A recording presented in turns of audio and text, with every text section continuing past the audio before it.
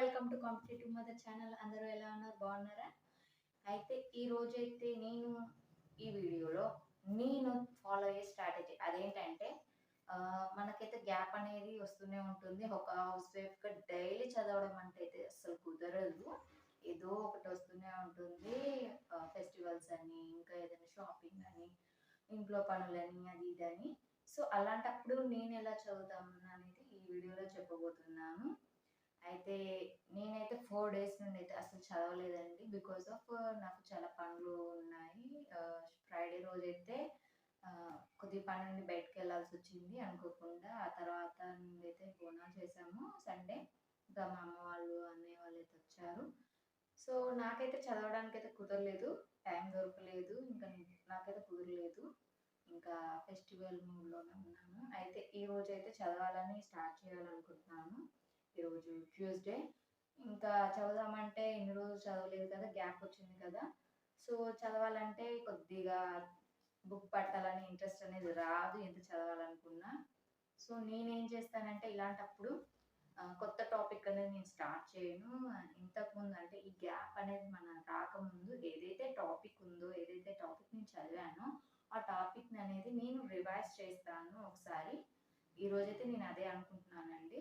ఆ టాపిక్‌ని నేను రివైజ్ చేసి టెస్ట్ అటెంప్ట్ చేసి అందులో మళ్ళీ రాంగ్ ఆన్సర్ అనేది తప్పిపోతుంది కదా! అదైతే నేను చూసుకోవాలనుకుంటున్నానండి అంతే.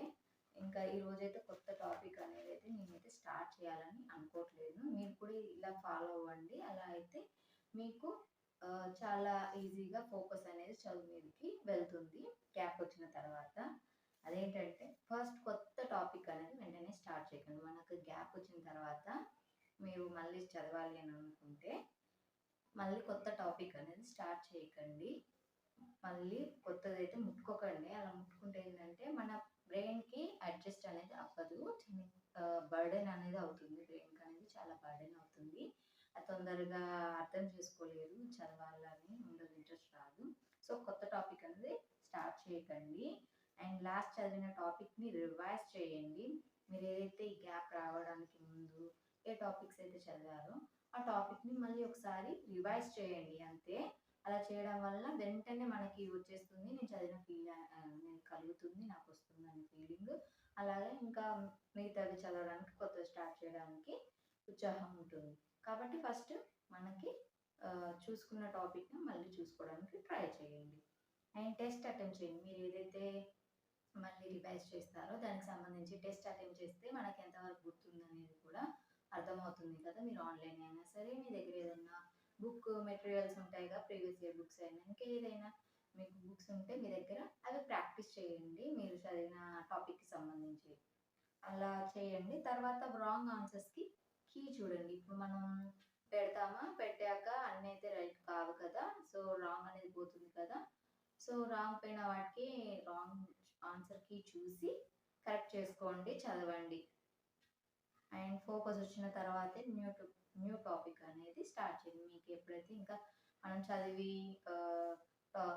ఎగ్జామ్స్ రాసి మళ్ళీ చూసుకుంటాం కదా! తర్వాత మనకి ఇక చదువు మీద నెమ్మదిగా ఫోకస్ అనేది వస్తుంది. అలా వచ్చిన తర్వాత మీరు కొత్త టాపిక్ అనేది స్టార్ట్ చేయండి. నేనైతే ఇలాగే స్టార్ట్ చేద్దాం అనుకుంటున్నాను. అండ్ ఈ మంత్ మొత్తం, ఈ శ్రావణం మొత్తం కొద్దిగా నాకైతే బిజీగానే ఉంటుంది. గ్యాప్ వస్తూ ఉంటుంది. సో, అయినా పర్లేదు. ఇంకా గ్యాప్ వచ్చిందని మనమైతే మొత్తం ఆపక్కర్లేదు. చదువుతూనే ఉండాలి. అలాగే నేనైతే ఈ 4 డేస్ నేను చదవలేదు. బట్ లైవ్ క్లాస్ వచ్చినప్పుడు యూట్యూబ్‌లో అయినా అలా వచ్చినప్పుడైతే నేను చూసాను. మొత్తం ఇంకా అసలు చూడకుండా అయితే ఏమి ఉండలేదు. సో, చూసాను కొద్దిగా. ఇప్పుడైతే నేను ఇలా అయితే స్టార్ట్ చేయాలనుకుంటున్నాను రీస్టార్ట్. నాకు మళ్ళీ గ్యాప్ వస్తూనే ఉంటుంది. మనం ఒక హౌస్ వైఫ్‌గా బాధ్యతలను పక్కన పెట్టలేము. సో, వస్తూనే ఉంటుంది.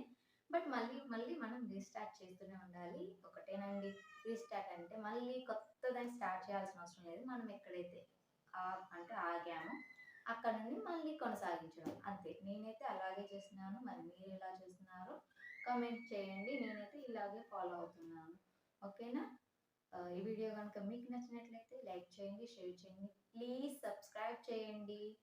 నా ఛానల్‌కి సపోర్ట్ చేయండి ప్లీజ్. బై. Thank you.